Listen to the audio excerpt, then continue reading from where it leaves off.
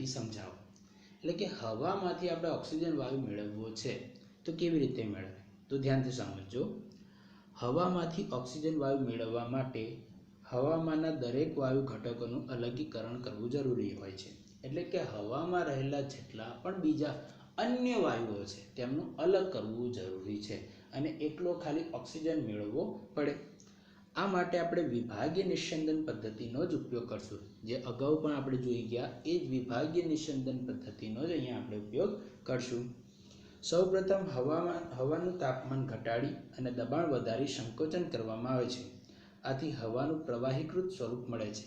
જે આપણે હવાની વાત કરતા હતા આગળ તેમાં પણ આપણે જોયું હતું કે હવાને આપણે શું કરતા હતા, ઊંચા દબાણે અને નીચા તાપમાને, એટલે કે તાપમાન ઘટાડી અને હવાનું દબાણ વધારીને આપણે એને શું કરીશું, પ્રવાહીકૃતમાં સ્વરૂપમાં ફેરવીશું। આ પ્રવાહીકૃત હવાને વિભાગીય નિસ્યંદન સ્તંભમાં ધીમે ધીમે ગરમ કરવામાં આવે છે। અહીં ઉત્કલન બિંદુના તફાવતના આધારે જુદી જુદી ઊંચાઈએ વિવિધ વાયુઓનું અલગીકરણ કરી ઓક્સિજન વાયુ મેળવી શકાય છે। તો આપણે જ્યારે વિભાગીય નિસ્યંદન પદ્ધતિ ભણતા હતા ત્યારે આપણે જોયું હતું કે બે કરતાં વાયુઓ વચ્ચેનો જે ઉત્કલન બિંદુનો તફાવત છે એ કેટલો હોવો જોઈએ, 25 ડિગ્રી સેલ્સિયસ અથવા તો 25 કેલ્વિન, આટલો કંઈક હોવો જોઈએ। તો જ આપણે વિભાગીય નિસ્યંદન પદ્ધતિનો ઉપયોગ કરી શકીએ। તેથી અહીંયા વાયુના ઉત્કલન બિંદુના તફાવતના આધારે જુદી જુદી ઊંચાઈએ વિવિધ વાયુનું અલગીકરણ કરી અને આપણે ઓક્સિજન વાયુને અલગ મેળવી શકીએ છીએ। તો એના માટેનો એક ડાયાગ્રામ છે જે અહીંયા તમે જોશો કે શું છે, હવા ગાળણપત્ર, અહીં ગાળણપત્ર રાખ્યું છે કે એની અંદરથી શું થશે, હવા પાસ થશે।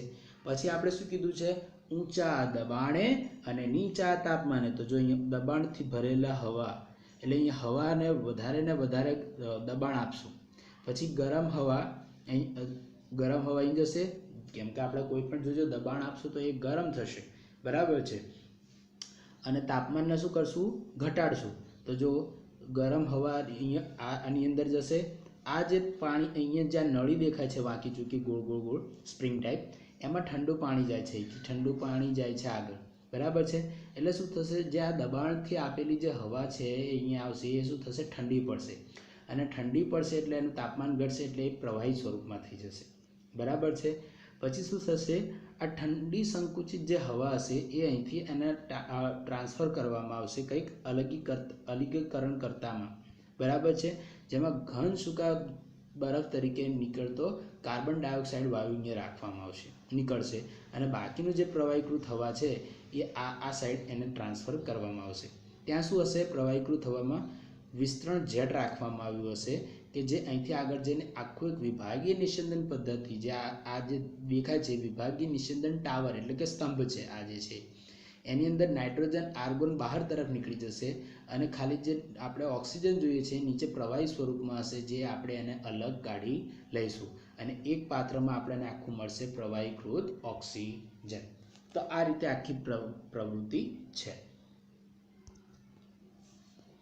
પ્રશ્ન જોઈએ, હવામાં હાજર રહેલા વાયુઓને તેમના ઉત્કલન બિંદુઓના આધારે ચડતા ક્રમમાં ગોઠવો। ચડતા ક્રમમાં કહે છે એટલે જો નાઇટ્રોજનનું ઉત્કલન બિંદુ એ આર્ગોન કરતાં ઓછું, આર્ગોનનું ઉત્કલન બિંદુ ઓક્સિજન કરતાં ઓછું, એટલે સૌથી વધારે ઉત્કલન બિંદુ કોનું, ઓક્સિજન, ખ્યાલ આવે છે। ચડતા ક્રમમાં આપણે ગોઠવ્યું છે એટલે સૌથી વધારે આપણે બરાબર છે, એટલે સૌથી વધારે ઓક્સિજનનું ઉત્કલન બિંદુ થઈ ગયું, ખ્યાલ આવે છે। આ દરેકથી સૌથી વધારે ઉત્કલન બિંદુ કોનું, ઓક્સિજનનું। બીજો એક પ્રશ્ન છે, જ્યારે હવાને ઠંડી પાડવામાં આવે ત્યારે કયો વાયુ સૌપ્રથમ પ્રવાહીમાં રૂપાંતર પામશે, તો ઓક્સિજન। કેમ, તો જોઈએ, જ્યારે હવાને ઠંડી પાડવામાં આવે ત્યારે ઓક્સિજન વાયુ સૌપ્રથમ પ્રવાહીમાં રૂપાંતરણ પામે છે, અને કેમ, તો જોઈએ, કેમ કે ઓક્સિજનનું જે ઉત્કલન બિંદુ છે એ આપણે અગાઉ પણ અભ્યાસ કરી ગયા તે પ્રમાણે -183 છે, -183 ઓક્સિજનનું જે ઉત્કલન બિંદુ છે એ -183 છે। હવે જુઓ ધ્યાનથી, હું સમજાવું, કે આ છે આપણી સંખ્યા રેખા જે આપણે ગણિતમાં ભણીએ છીએ. તો અહીંયા છે -183, બરાબર છે. હવે એનથી આગળ જઈએ તો અહીંયા આવશે -186, એનથી આગળ જઈએ તો અહીંયા આવશે -196, બરાબર છે. આની અગાઉ આપણે વાત કરી ગયા છે. આ છે ઓક્સિજનનું ઉત્કલન બિંદુ, આ છે આર્ગોનનું ઉત્કલન બિંદુ, આ છે નાઇટ્રોજનનું ઉત્કલન બિંદુ. તો સૌ પ્રથમ આપણે ઠંડી પાડતા જઈએ હવા, તો સૌ પ્રથમ અંક કયો આવશે? 0, પછી -1, પછી -2, -3, એમ કરીને સૌથી પહેલો કયો આવશે? -183, અને એના પછી આવશે -186, અને પછી આવશે -196. એટલે સૌથી પહેલા અંક કયો આવશે? -183. એટલે સૌથી પહેલા કોણ પ્રવાહીમાં આવશે? તો ઓક્સિજન. ખ્યાલ આવે છે? તો એ રીતે જ અહીંયા લખે છે કે જ્યારે હવાને ઠંડી પાડવામાં આવે ત્યારે ઓક્સિજન વાયુ સૌપ્રથમ પ્રવાહીમાં રૂપાંતરણ પામે છે. આગળ આપણે વાત કરીએ કે અશુદ્ધ નમૂનામાંથી શુદ્ધ કોપર સલ્ફેટ આપણે કેવી રીતે મેળવી શકીએ. તો એના માટેની પદ્ધતિનું નામ છે સ્ફટિકીકરણ. સ્ફટિકીકરણ શું છે પદ્ધતિ? આ પદ્ધતિનું નામ શું છે? સ્ફટિકીકરણ. તો સમજીએ. પ્રવૃત્તિ 2.9. એક બાષ્પ વાટિકામાં થોડો આશરે 5 ગ્રામ અશુદ્ધ કોપર સલ્ફેટ લો. તેને ન્યૂનતમ જથ્થાના પાણીમાં દ્રાવ્ય કરો. અશુદ્ધિઓને ગાળણ પ્રક્રિયા દ્વારા દૂર કરો. સંતૃપ્ત દ્રાવણ મેળવવા માટે કોપર સલ્ફેટના દ્રાવણમાંથી પાણીનું બાષ્પીભવન કરો. દ્રાવણને ગાળણ પત્ર વડે ઢાંકો અને તેને કોઈપણ પ્રકારની ખલેલ પહોંચાડ્યા સિવાય ઓરડાના તાપમાને ઠંડુ કરવા એક દિવસ સુધી રાખી મૂકો. બાષ્પ વાટિકામાંથી તમને કોપર સલ્ફેટના સ્ફટિક મળશે, બરાબર છે, જ્યારે ઠંડુ કરશું ત્યારે. અને આ જે સ્ફટિક મળે એને કહેવાય છે સ્ફટિકીકરણ પદ્ધતિ, અથવા ઇંગ્લિશમાં કેવું હતું? ક્રિસ્ટલાઇઝેશન પદ્ધતિ. ઓકે. તો હવે એના માટે પ્રશ્નો જુઓ. બાષ્પ વાટિકામાં તમે શું અવલોકન કર્યું? તો બાષ્પ વાટિકામાં કોપર સલ્ફેટનું સ્ફટિકમાં રૂપાંતરણ પામવાની શરૂઆત થાય છે. જે આપણે જ્યારે એને ઠંડુ કરીએ છીએ ત્યારે આપણને શું મળે છે? તો કોપર સલ્ફેટના સ્ફટિક મળે છે. પછી કહે છે શું સ્ફટિક એકસરખા દેખાય છે? તો જોઈએ. બાષ્પ વાટિકાના બધા જ સ્ફટિક એક સરખા દેખાય છે, કેમ કે તેમાં એક જ સંયોજન રહેલું છે, એનું નામ છે કોપર સલ્ફેટ. બાષ્પ વાટિકામાં રહેલ પ્રવાહીમાંથી તમે સ્ફટિકને કેવી રીતે અલગ કરશો? તો જો, બાષ્પ વાટિકામાં પ્રવાહીનું ગાળણ કરીને સ્ફટિકને અલગ કરી શકાય. શું કરીને? ગાળણ. આપણે ગાળીને એને શું કરી શકીએ છીએ? અલગ કરી શકીએ છીએ. હવે જોઈએ સ્ફટિકીકરણ પદ્ધતિ એ સાદી બાષ્પીભવન પદ્ધતિથી કેવી રીતે અલગ પડે છે, કેવી રીતે ચડિયાતી છે, બરાબર છે. આ સ્ફટિકીકરણ પદ્ધતિ કેવી રીતે ચડિયાતી છે? કોના કરતા? બાષ્પીભવન પદ્ધતિ કરતા. તો જો, સ્ફટિકીકરણ પદ્ધતિ સાદી બાષ્પીભવન પદ્ધતિ કરતા ચડિયાતી છે. કારણ આપી સમજાવો. તો સમજીએ. તો પહેલું કારણ, બાષ્પીભવન દરમિયાન કેટલાક ઘન પદાર્થો ગરમી આપવાને કારણે વિઘટિત થઈ જાય છે. આપણે જ્યારે એને બાષ્પીભવન એટલે કે ગરમ કરીએ છીએ ત્યારે કેટલાક જે ઘન પદાર્થો છે એ શું થઈ જશે? એનું ગરમીના લીધે પ્રવાહીમાં વિઘટન થઈ જશે, કાં તો એવું બને કે બાષ્પીભવન થઈ જાય, બરાબર છે. તો એ અશુદ્ધિ સ્વરૂપે અંદરને અંદર સંયોજનમાં રહે. પછી કેટલાક પદાર્થો વધુ પડતી ગરમીને કારણે બળીને કાળા પડી જાય. જ્યારે બાષ્પીભવન પદ્ધતિ આપણે કરીએ તો એવું બને કે આપણે વધારે પડતી જો ગરમી આપી દઈએ તો જે સંયોજન જે સ્ફટિક હોય એવું બની શકે કે ગરમ થઈને કાળું પડી જાય. ત્રીજું, ગાળણ બાદ કેટલીક અશુદ્ધિઓ દ્રાવણમાં દ્રાવ્ય સ્વરૂપે જ રહી જાય છે. જ્યારે બાષ્પીભવન કરીએ છીએ ત્યારે કેવું થાય છે કે અમુક અશુદ્ધિઓ હોય એનું પ્રવાહીકરણ થઈ જાય અને એ સંયોજનમાં એમને રહે. પછી જ્યારે ગાળણ કરીએ ને તો એની સાથે સાથે એ પણ એ જે અશુદ્ધિઓ છે એ પણ સાથે સાથે આવી જાય, એટલે કે સ્વરૂપે રહી જાય છે, જે બાષ્પીભવનથી ઘન પદાર્થને અશુદ્ધ કરે છે. જ્યારે સ્ફટિકીકરણ દરમિયાન પદાર્થના સ્વરૂપમાં કોઈ ફેરફાર થતો નથી, એટલે કે શુદ્ધ પદાર્થ મળે છે. જ્યારે અહીંયા જ્યારે બાષ્પીભવનની પદ્ધતિ પછી આપણે ગાળણ કરીએ છીએ તો અશુદ્ધ પદાર્થ મળે છે અને સ્ફટિકીકરણ દરમિયાન એકદમ શુદ્ધ પ્યોર પદાર્થ આપણને મળે છે. એટલે કે સ્ફટિકીકરણ પદ્ધતિ એ બાષ્પીભવન પદ્ધતિ કરતાં ચડિયાતી છે.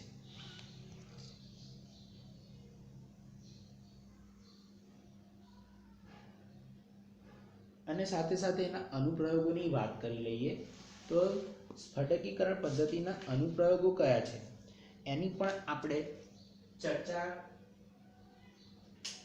કરવી છે. તો કયા કયા અનુપ્રયોગો છે? તો અનુપ્રયોગો સમજવા હોય તો બે અનુપ્રયોગો છે કે સ્ફટિકીકરણના અનુપ્રયોગો. એક આ વાત કરવાની છે અનુપ્રયોગો કોના? સ્ફટિકીકરણના. તો પહેલો, દરિયાના પાણીમાંથી મળતા મીઠાનું શુદ્ધિકરણ કરવા માટે સ્ફટિકીકરણ પદ્ધતિનો ઉપયોગ થાય છે. એટલે પહેલો અનુપ્રયોગ શું થઈ ગયો? દરિયાના પાણીમાંથી મીઠાના શુદ્ધિકરણમાં. બરાબર છે, મીઠાના શુદ્ધિકરણમાં. બીજો અનુપ્રયોગ ફટકડી અથવા તો પોટાશેલમ.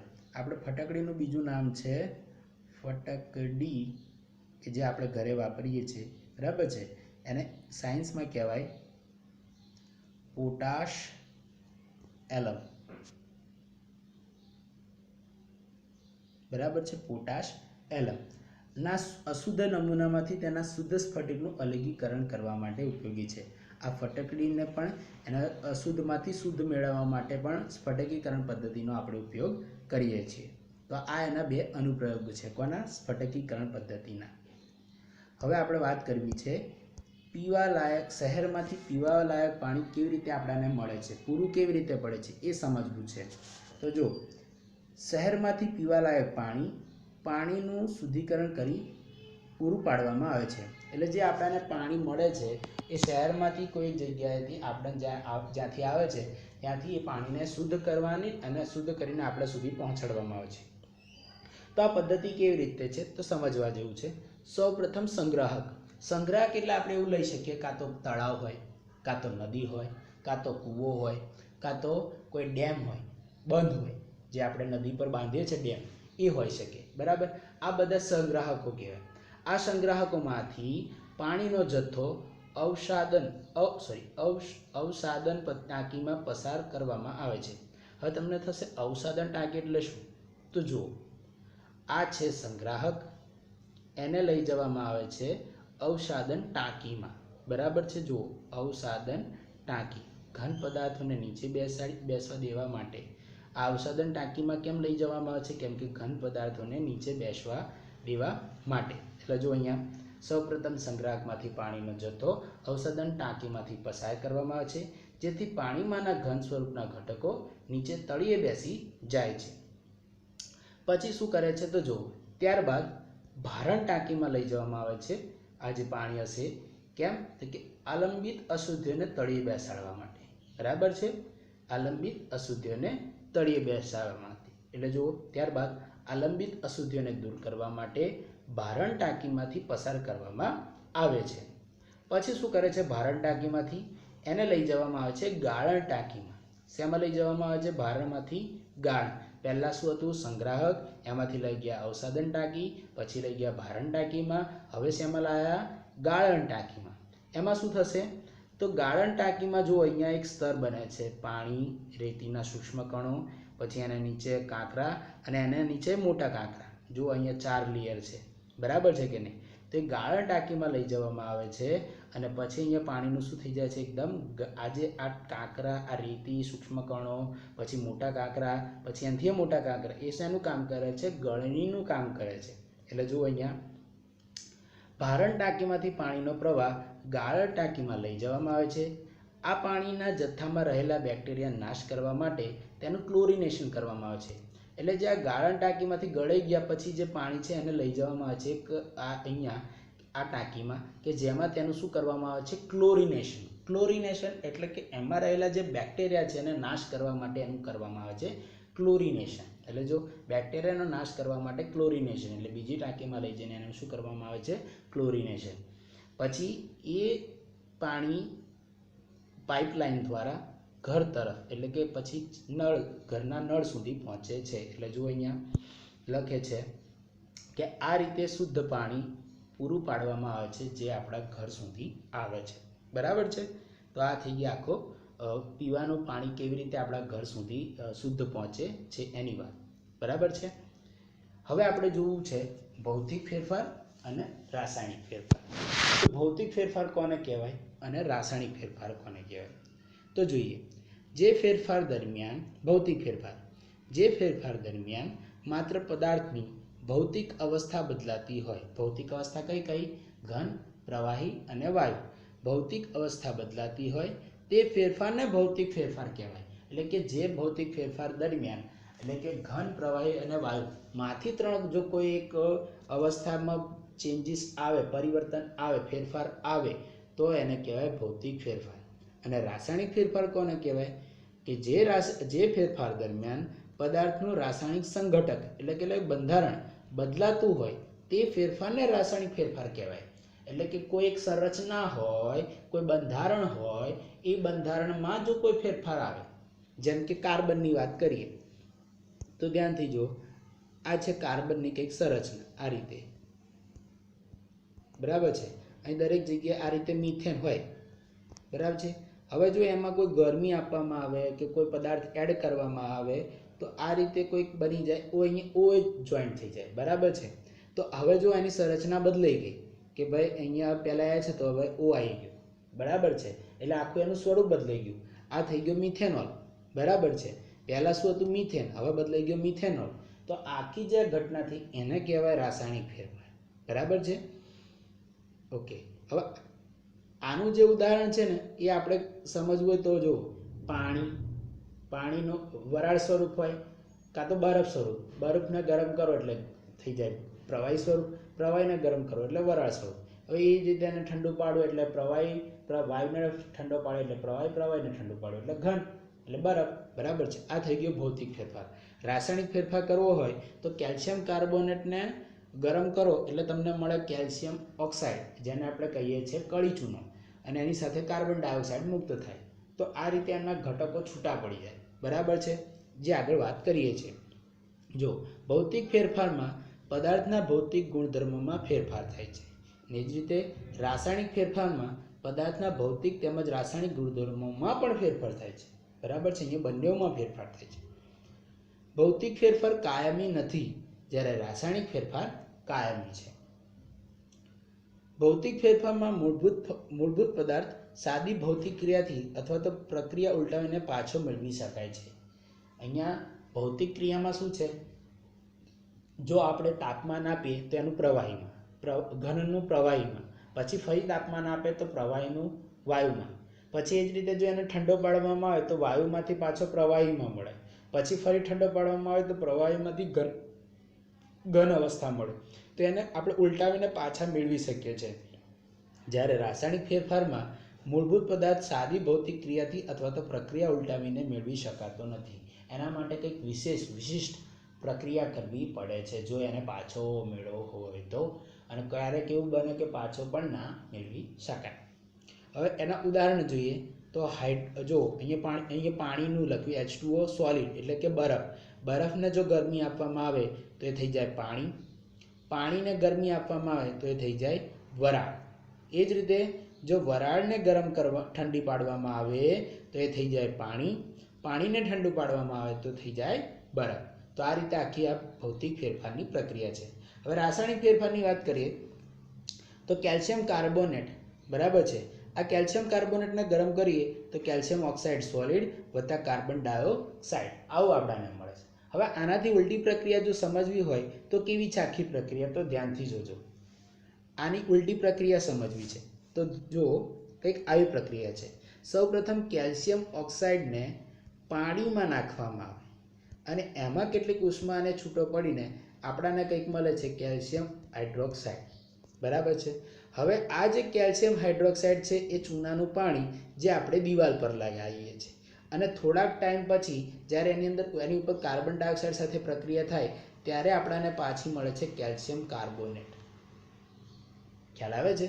તો આ મેળવવી સિમ્પલ છે, જ્યારે આ મેળવવી એ અઘરી પડે છે. જો અહીંયા બે પ્રક્રિયા થઈ ત્યારે આપણને કેલ્શિયમ કાર્બોનેટ પાછો મળે. ખ્યાલ આવે છે? તો આ થઈ ગઈ રાસાયણિક અને ભૌતિક ફેરફારની વાત. હવે જોવું છે તત્વ અને સંયોજન. તો જોઈએ, રાસાયણિક બંધારણના આધારે પદાર્થનું શેમાં વર્ગીકરણ કરી શકાય? તો રાસાયણિક બંધારણના આધારે પદાર્થનું બે રીતે વર્ગીકરણ કરી શકાય. એક છે તત્વ અને બીજું છે સંયોજન.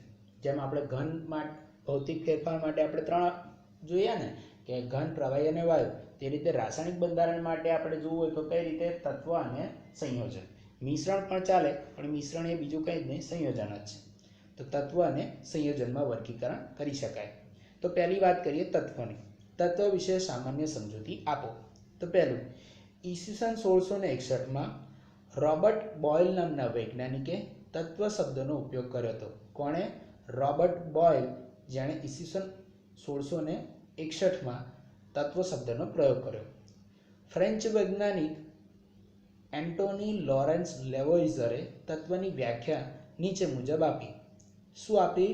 એન્ટોની લોરેન્સ લેવોઇઝરે તત્વની વ્યાખ્યા આપી. શું? તો દ્રવ્યના મૂળભૂત સ્વરૂપને તત્વ કહે છે, જેનું રાસાયણિક પ્રક્રિયા દ્વારા સરળ પદાર્થોમાં વિભાજન કરી શકાતું નથી. આપી એન્ટોની લોરેન્સ લેવોઇઝરે વ્યાખ્યા આપી તત્વની, કે દ્રવ્યના મૂળભૂત સ્વરૂપને તત્વ કહેવાય, જેનું રાસાયણિક પ્રક્રિયા દ્વારા સરળ પદાર્થોમાં વિભાજન કરી શકાતું નથી. તત્વનું ધાતુ, અધાતુ અને અર્ધધાતુ એમ 3 પ્રકારે વર્ગીકરણ કરવામાં આવે છે. એટલે તત્વના કેટલા પ્રકાર છે? 3. કયા કયા? ધાતુ, અધાતુ અને અર્ધધાતુ. બરાબર છે? તો જોઈએ. હાલના સમયમાં તત્વોની સંખ્યા 100 થી વધારે છે. તે પૈકી 92 તત્વો કુદરતમાંથી મળે છે અને બાકીના માનવ નિર્મિત છે. એટલે કુદરતમાં 100 થી વધારે તત્વો છે. એ 100 થી વધારે તત્વો, એમાંથી જે 92 તત્વો છે એ ક્યાંથી મળે છે? કુદરતમાં. અને બાકીના જે તત્વો છે ક્યાંથી મળે છે? માનવ નિર્મિત છે, એટલે કે માનવીએ બનાવેલા છે. મોટા ભાગના તત્વો ઘન સ્વરૂપે છે. બરાબર છે? ઓરડાના તાપમાને 11 તત્વો વાયુ સ્વરૂપે છે. ઓરડાના તાપમાન, જે આપણે અત્યારે સામાન્ય ઓરડાનું તાપમાન હોય એવા તાપમાને 11 જેટલા તત્વો વાયુ સ્વરૂપે છે, જેમાં આપણે કેટલાક લઈ શકીએ. ઓક્સિજન છે. બરાબર છે? ઓરડાના તાપમાને 2 તત્વો પ્રવાહી સ્વરૂપે છે. 2 તત્વો તો કયા? એક છે મર્ક્યુરી અથવા તો પારો અને બીજો છે બ્રોમિન. બરાબર છે? આ ઓરડાના તાપમાને બંને પ્રવાહી સ્વરૂપે છે. એટલે કોઈ દર પ્રશ્ન પૂછાઈ જાય કે કયા તત્વો ઓરડાના તાપમાને પ્રવાહી સ્વરૂપે છે? તો બ્રોમિન અને પારો અથવા તો મર્ક્યુરી. ઓરડાના તાપમાનથી થોડા ઊંચા તાપમાને, એટલે કે 303 કેલ્વિન તાપમાને ગેલિયમ અને સીઝિયમ ધાતુઓ પ્રવાહી સ્વરૂપે હોય છે. ઓરડાના તાપમાનથી થોડા ઊંચા તાપમાને ગેલિયમ અને સીઝિયમ ધાતુઓ પણ પ્રવાહી સ્વરૂપે હોય છે. હવે જોઈએ ધાતુ તત્વો. તત્વના કેટલા પ્રકાર? 3. કયા કયા? ધાતુ, અધાતુ અને અર્ધધાતુ. તો પહેલી વાત કરીએ ધાતુ તત્વના ગુણધર્મો. તો ધાતુ તત્વના ગુણધર્મો કયા? તો ધાતુ, પહેલું, ધાતુ ચળકાટ ધરાવે છે. ધાતુ શું ધરાવે? ચળકાટ ધરાવે.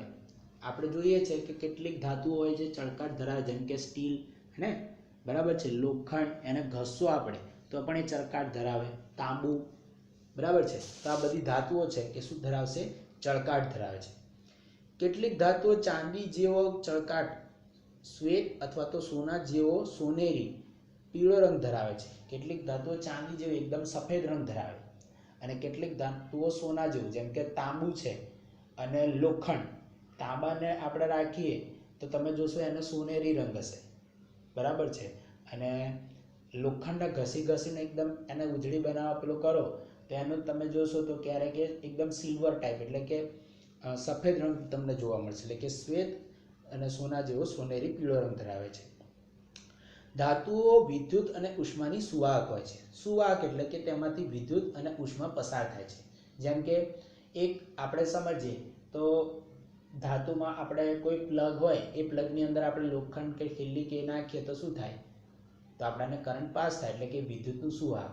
પછી આપણે જ્યારે લોખંડનો એક સળિયો હોય એને એક છેડા પર ગરમ કરવાનું શરૂ કરીએ અને આપણે જ્યાં પકડ્યો હોય ત્યાંથી એ ધીમે ધીમે ગરમ થતું આવીને છેક આપણા હાથ સુધી આવી જાય. બરાબર છે? તો એ ઉષ્માનું પણ સુવાહક છે. એટલે ધાતુ એ વિદ્યુત અને ઉષ્મા બંનેના સુવાહક છે. ધાતુઓને તણાવપણું અને ટીપાવપણું ધરાવે છે. એટલે જ આપણે તણાવપણું એટલે તાણીને એને આપણે તાંબા તાર બનાવીએ છીએ, અને ટીપાવપણું એટલે કે તેના ટીપીને આપણે પતરા બનાવીએ છીએ. ધાતુઓ રણકાર ધરાવે છે. ધાતુ જ્યારે આપણે કોઈ ઊંચાઈથી પડે તો કેવો રણકાર ખન ખન આવો અવાજ આવે એટલે કે રણકાર ધરાવે છે. પછી જોઈએ કેટલીક ધાતુના ઉદાહરણ. સોનું, ચાંદી, કોપર એટલે તાંબુ, લોખંડ, સોડિયમ, પોટેશિયમ ઓરડાના તાપમાને ઘન સ્વરૂપે છે. જ્યારે મર્ક્યુરી પારો એ માત્ર એક જ પ્રવાહી સ્વરૂપે ધાતુ છે. બરાબર છે. કઈ ધાતુ ઓરડાના તાપમાને પ્રવાહી સ્વરૂપે છે? તો પારો અથવા તો મર્ક્યુરી. બરાબર છે. હવે અધાતુના ગુણધર્મો. તો અધાતુ તત્વોના ગુણધર્મો. અધાતુ તત્વો પૈકી નીચેના પૈકી બધા જ અથવા તો અમુક ગુણધર્મો ધરાવે છે. તો પહેલો ગુણધર્મ, અધાતુ તત્વો વિવિધ રંગ ધરાવે છે. અધાતુઓના અલગ અલગ જુદા જુદા રંગો હોય છે. 2, તેઓ વિદ્યુત અને ઉષ્માના મંદવાહક હોય છે. તેમાંથી વિદ્યુત અને ઉષ્મા પસાર બહુ ઓછા અંશે થાય છે. બહુ ઓછા એટલે બહુ ઓછા અંશે. તેઓ તણાવપણું, ટીપાવપણું કે ચળકાટ જેવા ગુણધર્મો ધરાવતા નથી. તેને ના તો ટીપી શકાય છે, તેને ના તો તાણી શકાય છે, તે તો ના તો ચળકાટ ધરાવે છે.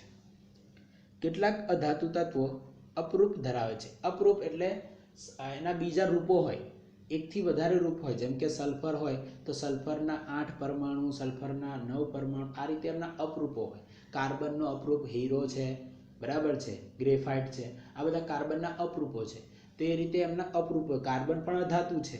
બરાબર છે, કે જે પોતપોતાના અપરૂપો ધરાવે છે. Hydrogen, oxygen, iodine, carbon, bromine, chlorine આ બધા અધાતુ તત્વો છે. હવે જોઈએ અર્ધધાતુ તત્વો.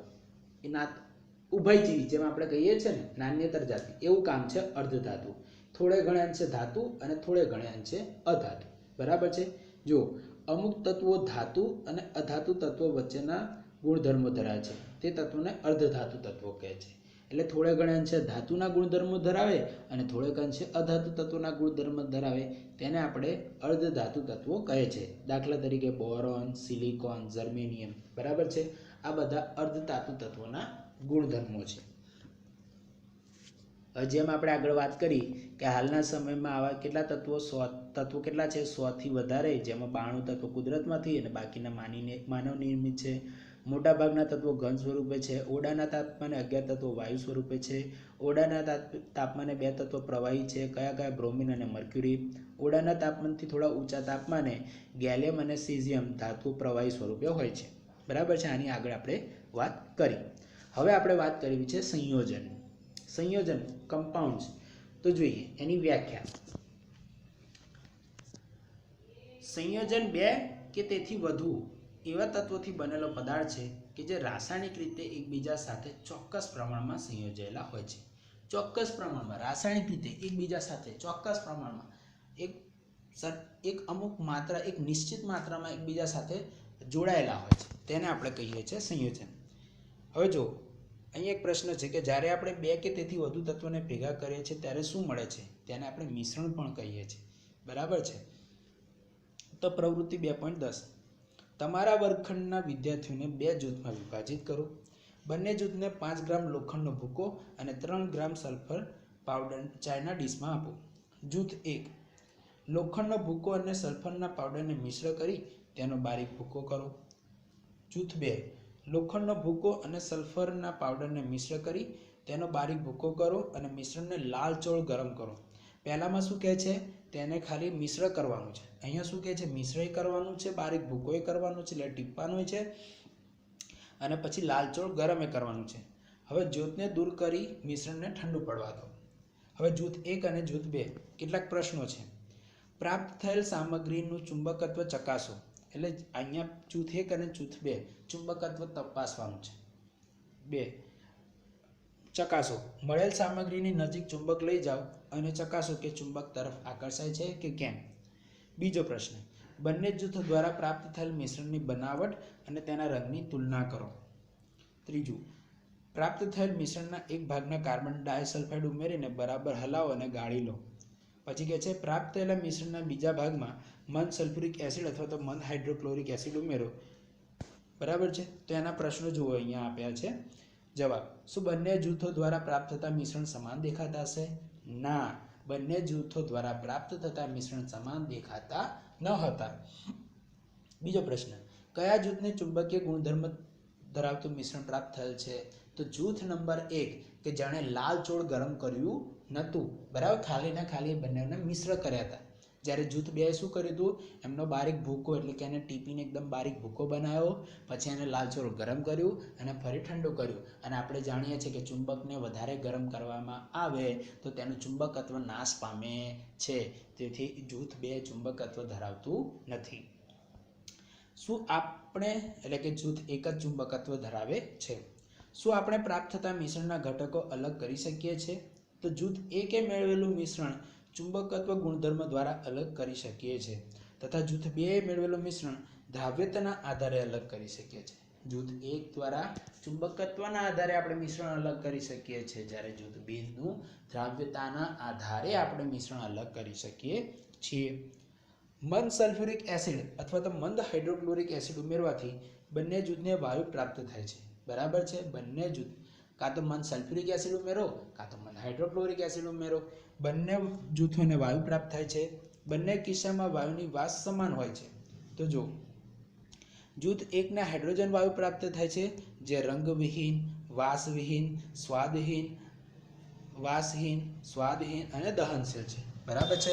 અહીંયા તમને જો અહીંયા હાઇડ્રોજન વાયુ પ્રાપ્ત થાય છે અને હાઇડ્રોજન વાયુના ગુણધર્મો પણ આપી દીધા. એટલે ક્યારેક 1 કે 2 માર્ક્સમાં પૂછાય તો તમારે એ ધ્યાન રાખવાનું કે હાઇડ્રોજન વાયુના ગુણધર્મો કયા છે? રંગવિહીન, વાસવિહીન, સ્વાદવિહીન અને દહનશીલ, બરાબર છે. એ જ રીતે આગળ જોઈએ, જૂથ 2 ને હાઇડ્રોજન સલ્ફાઇડ એટલે કે H2S હાઇડ્રોજન સલ્ફાઇડ વાયુ પ્રાપ્ત થાય છે, જે રંગહીન પરંતુ સડેલા ઈંડા જેવી દુર્ગંધ ધરાવતો વાયુ છે, બરાબર છે. હાઇડ્રોજન સલ્ફાઇડની વાસ કેવી છે? સડેલા ઈંડા જેવી દુર્ગંધ ધરાવે છે અને તે રંગહીન એટલે કે એનો રંગ કોઈ જાતનો રંગ છે નહીં. આમ બંને કિસ્સામાં વાયુની વાસ સમાન નથી, ખાલી રંગ સમાન છે એટલે રંગ કોઈ જાતનો રંગ નથી બંનેનો, પણ એમની વાસ કેવી છે? જુદી જુદી છે, બરાબર છે. કે હાઇડ્રોજનની વાસ તો છે જ નહીં, પણ હાઇડ્રોજન સલ્ફાઇડની વાસ કેવી છે? સડેલા ઈંડા જેવી. આના પરથી તારણ શું નીકળે છે? તો કે મિશ્રણના ગુણધર્મો એ તેમાં રહેલા ઘટક તત્વોના ગુણધર્મોને મળતા આવે છે, પરંતુ સંયોજનના ગુણધર્મો તેમાં રહેલા ઘટક તત્વોના ગુણધર્મોથી જુદા હોય છે. એટલે અહીંયા જે જૂથ 1 બનાવ્યું હતું એ શું હતું? મિશ્રણ હતું, કે જે ખાલી મિશ્ર જ કર્યા હતા. જ્યારે જે જૂથ 2 બંનેને બારીક ભૂકો કરી મિશ્ર કર્યા, બંનેને ગરમ કર્યા અને પછી જે ઠંડુ પડ્યું એ હતું સંયોજન. એટલે જૂથ 1 જે બનાવ્યું એ હતું મિશ્રણ અને જૂથ 2 જે બનાવ્યું તે હતું સંયોજન. ખ્યાલ આવી ગયો? હવે જોયું છે સંયોજન એટલે શું, સમજાવો. તો જો 2 અથવા વધારે તત્વો રાસાયણિક રીતે ચોક્કસ પ્રમાણમાં એકબીજા સાથે જોડાય છે ત્યારે બનતા નવા ગુણધર્મોવાળા પદાર્થને સંયોજન કહે છે. સંયોજન બનતી વખતે તત્વો વજનના નિશ્ચિત પ્રમાણમાં સંયોજાય છે. વજન એમનું જે હોય એનું કોઈક નિશ્ચિત વજન એક નિશ્ચિત માત્રામાં એકબીજા સાથે જોડાણ થાય છે. દાખલા તરીકે પાણી એ હાઇડ્રોજન અને ઓક્સિજન એમ બંને તત્વોનું મળેલું છે કે જેમાં 1:8 દળ પ્રમાણ બનેલું સંયોજન છે. સંયોજનના ગુણધર્મો તેના ઘટક તત્વોના ગુણધર્મો કરતાં અલગ પડે છે. જ્યારે સંયોજનનો જે ગુણધર્મો છે એની અંદર જે ઘટક તત્વો રહેલા હોય એનાથી અલગ પડે છે, બરાબર છે. કેમ કે જો સમજાય અહીંયા તો અહીંયા આપણે જોયું કે હાઇડ્રોજન વાયુ દહનશીલ છે, પણ અહીંયા આપણે જ્યારે એ મિશ્રણને ગરમ કરીએ છીએ ત્યારે મિશ્રણ કંઈ ગરમ બળી નથી જતું, બરાબર. હાઇડ્રોજન વાયુ એમનો એમ જ રહે છે. એટલે જ્યારે મિશ્રણ અને એ થાય તો એમના ગુણધર્મો બદલાઈ જાય છે. દાખલા તરીકે પાણી એ હાઇડ્રોજન અને ઓક્સિજનના ગુણધર્મો ધરાવતું નથી, બરાબર છે. પાણીમાં કયા તત્વો રહેલા છે? હાઇડ્રોજન અને ઓક્સિજન, જે બંને દહનશીલ વાયુ છે. બંને કેવા વાયુ છે? દહનશીલ. પણ પાણી બળે છે?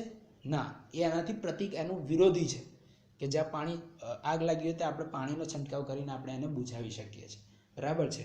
એટલે પાણી એ હાઇડ્રોજન અને ઓક્સિજનના ગુણધર્મ ધરાવતું નથી. સંયોજનના ઘટકોને રાસાયણિક પ્રક્રિયા દ્વારા છૂટા પાડી શકાય છે, પરંતુ ભૌતિક ક્રિયાઓ દ્વારા છૂટા પાડી શકાતા નથી. રાસાયણિક સંયોજન છે, જે સંયોજન, હવે અહીંયા મિશ્રણ અને સંયોજનની વાત કરીએ તો જે સંયોજન છે એને આપણે રાસાયણિક પ્રક્રિયાથી છૂટા પાડી શકીએ, જ્યારે મિશ્રણ હોય એને આપણે ભૌતિક પ્રક્રિયા દ્વારા પણ આપણે છૂટા પાડી શકીએ છીએ. અને તેનો તફાવત જોવો છે મિશ્રણ અને સંયોજન. હવે મિશ્રણ જો તત્વ, મિશ્રણ અને સંયોજન. તત્વની આગળ વાત કરી કે તત્વના 3 વર્ગીકૃત કરાય: ઘન, ધાતુ, અધાતુ અને અર્ધધાતુ. હવે મિશ્રણની વાત થઈ અને સંયોજનની વાત થઈ. સંયોજન મિશ્રણની આગળ વાત થઈ ગઈ, સમાંગ મિશ્રણ, વિસમાંગ મિશ્રણ, અને અહીંયા સંયોજનની આપણે વાત કરી. બરાબર છે? તો જો મિશ્રણ, તત્વો અથવા તો સંયોજનો એકબીજા સાથે મિશ્ર થઈ મિશ્રણ બનાવે છે, પરંતુ કોઈ નવા સંયોજનનું નિર્માણ થતું નથી. બરાબર છે? અને સંયોજનની વાત કરો તો તત્વો એકબીજા સાથે પ્રક્રિયાથી નવા સંયોજનો બનાવે છે. બરાબર છે? તેને કહેવાય સંયોજન. બીજું શું કહે છે? મિશ્રણની સંરચના પરિવર્તનશીલ હોય છે. મિશ્રણની સંરચના પરિવર્તન એટલે એને બદલી શકાય છે, જ્યારે સંયોજન નવા સર્જાતા પદાર્થનું ઘટક પ્રમાણ હંમેશા નિશ્ચિત હોય છે. બરાબર છે? બદલાતું રહે, પરિવર્તનશીલ ના હોય. બરાબર છે?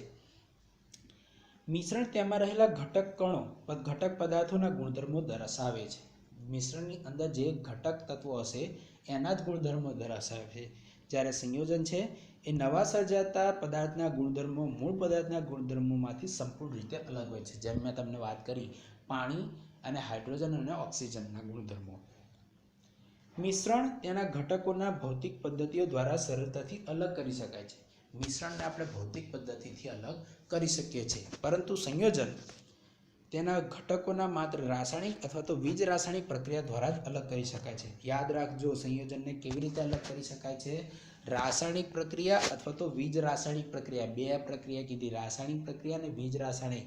વીજ રાસાયણિક એટલે કે જેમાંથી વિદ્યુત પ્રવાહ પસાર કરીને આખું એક, એનાથી આપણે એને અલગ કરી શકીએ છીએ. બરાબર? જે 10મા ધોરણમાં તમે વધારે એક સમજશો. બરાબર છે?